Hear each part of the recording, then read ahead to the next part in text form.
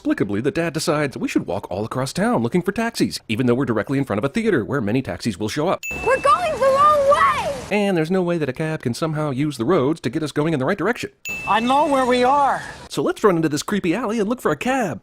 Animated Batman is not here to stop robberies, just to hurt the bad guys who do them way after they occur. Also, you thought that was Bruce Wayne's family, and so did I, but nope, fake out, just regular muggers. In all of Gotham, Bruce chose to follow and apprehend petty holdup criminals just because they attack in an alley like his parents' killers. But meanwhile, murders out the ass are taking place all over the city in non-Bruce Wayne memory alley territory. Batman, while smart and awesome, kicks the gunless guy first for some reason. I want you to tell all your friends about me. Publicity I could have gotten by preventing the robbery in the first place and saving the dad from a nasty hit to the head, but nah, I like this mysterious word-of-mouth publicity better. Harvey Dent really does later turn into Two-Face in this series, because eventually he becomes Tommy Lee Jones. Evil people set meeting with crooked cop a mere 2 blocks from recent crime scene. This is Tim Burton's vision of Gotham. A bunch of what the f*** were they thinking architecture and traffic consisting mostly of station wagons. Of course! All you have to do is get thrown into a vat of chemicals for this oddly specific foreshadowing to come true.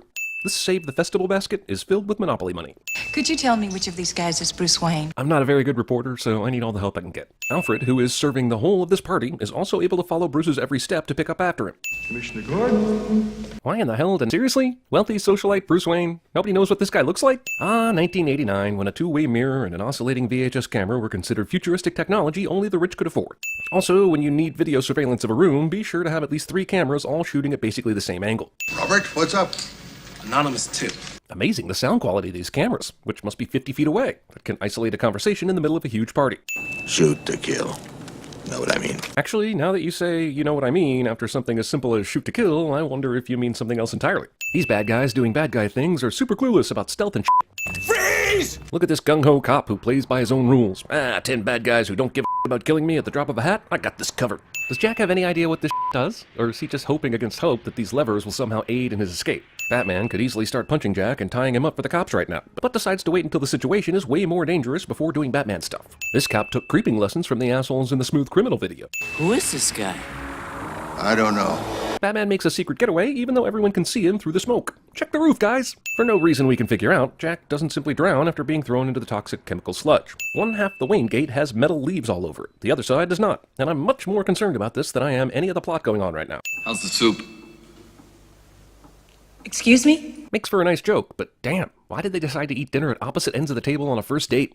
Is Bruce that goddamn formal? That dining room is definitely not you. I like how much she knows him after one date. Haha, the legal surgery clinic has sign flashing surgery, which I guess helps attract customers without also attracting cops. Wait, is his bathroom inside a vault of some kind? Amazing how the lighting in this place agrees with setting up a dramatic reveal. Bruce Wayne had sex with Vicky Vale, and instead the movie showed me the chemical warehouse assault, because the movie hates me and also is probably aiming for a PG-13 rating. Why would you do this in your bedroom where you've just bedded a civilian? Jesus, you live in a mansion. Find a different room for this if you have to do it overnight. Wait till they get a load of me. Kind of amazing after Heath Ledger's great performance, we just forgot how great Jack Nicholson was in this movie. So we will remove a sin here. What if we say no? Well, Tony, nobody wants a war. Bad guy challenges another bad guy at a meeting and falls for the no hard feelings ruse cliche, which anyone who's seen a Bond film knows to never fall for. Yes, sir. The compliance with this mission requires me to put on my sunglasses, I just want you to do your job. albeit with glasses 2 times too big for my face, but I'm doing my job. Who's this guy?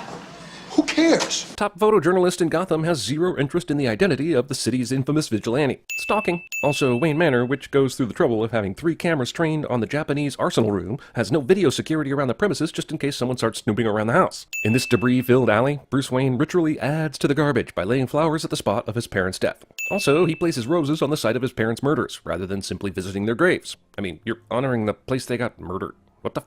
Unauthorized dead parents' rose examination. Time to pay the check. Joker gets away with this in front of all these people and at least 5 cops on the top of the steps, because reasons. Bruce gets shot in the shoulder, but he's Batman, so it didn't hurt, I guess. I don't have any comment now. Did the Joker build this contraption for the express purpose of punching a TV when he doesn't? How does Joker override the broadcast at a news station? What equipment have we seen that allows him to do this? Only 13 deaths? He shipped more than 1 million cases of that. Movie strongly suggests these news anchors are going makeup-free to avoid Joker contamination. But then why does this asshole anchor have 2 megasores on his face that even makeup couldn't hide? Did he bury his face in a box of herpes? How did makeup even hide that mountain of in the first place? I'm sorry, but I'm going to be 10 minutes late to the museum, okay? What does Vicky Vale do besides stalk Bruce Wayne that is going to make her 10 minutes late? Luckily, though, it happened, and now Bruce knows she's at the museum under suspicious circumstances. Even Gotham's art museum can't escape looking like some of its walls were built with leftover submarine parts, which is good because these giant vents will make spreading Joker's poison so easy. Vicky Vale is so made up with so many products on her person, I wonder how she avoided dying. Surely she's heard of the massive makeup scare going on right now. Here's one massive Prince music video without Prince. A minute and a half of art destruction I'm supposed to find humor in. Super discount Banksy. I kind of like this one, Bob.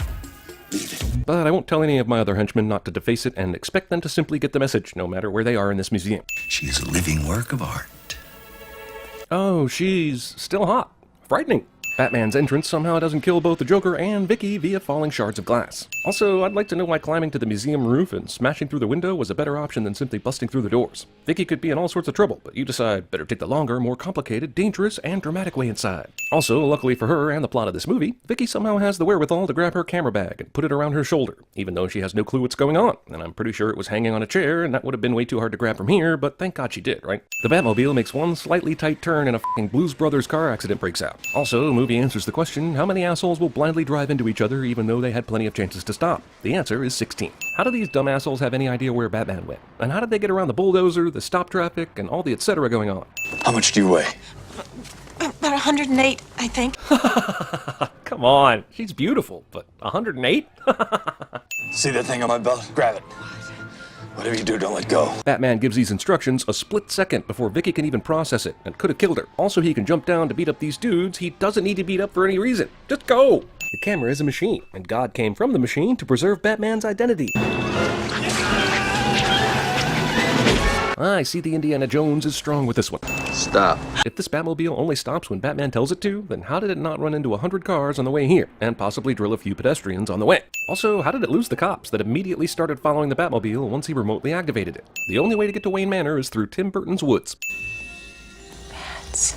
All these bats in the cave roaming free, and Batman decided to cage one of them because he's a heartless bastard. They're great survivors. Including in this cage, where I make Alfred come down and feed him every day with nutritious gruel. Hairspray won't do it alone, but hairspray mixed with lipstick and perfume will be toxic. Except to Vicky Vale, who is probably wearing all of those things plus makeup.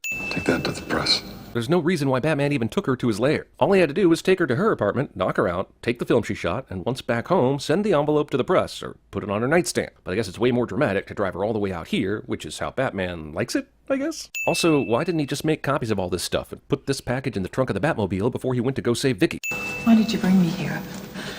I mean, you could have sent that stuff to the press yourself. Vicky Vale would be amazing at CinemaSins. Why does Batman have what appears to be 2 bottles of mouthwash down here in the Batcave computer station? The grown woman with a teddy bear on her bed definitely deserves a sin. By the way, Batman totally walked into an apartment building dragging an unconscious woman into it, and no one lied. Oh my god, this story is happening during the Harry S. Truman years. They had lots of modern equipment during that age. Also, aside from the ridiculous proofreading errors on this page, and the total non-article underneath the headline, these combinations are not what Batman told Vicky earlier. It was any combination that caused death, and he specifically said hairspray mixed with lipstick and perfume. Also, these are some extremely specific combinations, and I don't know how Joker planned to do the harm he expected to do if these were the only combinations. I have given a name to my pain. And it's weird, specific chemical reactions that only killed 13 total people. You can't really blame Batman for this, can you? Plus, after you told the entire city about the new and improved Joker products, everyone was afraid to use anything anyway. What a dumb plan this is.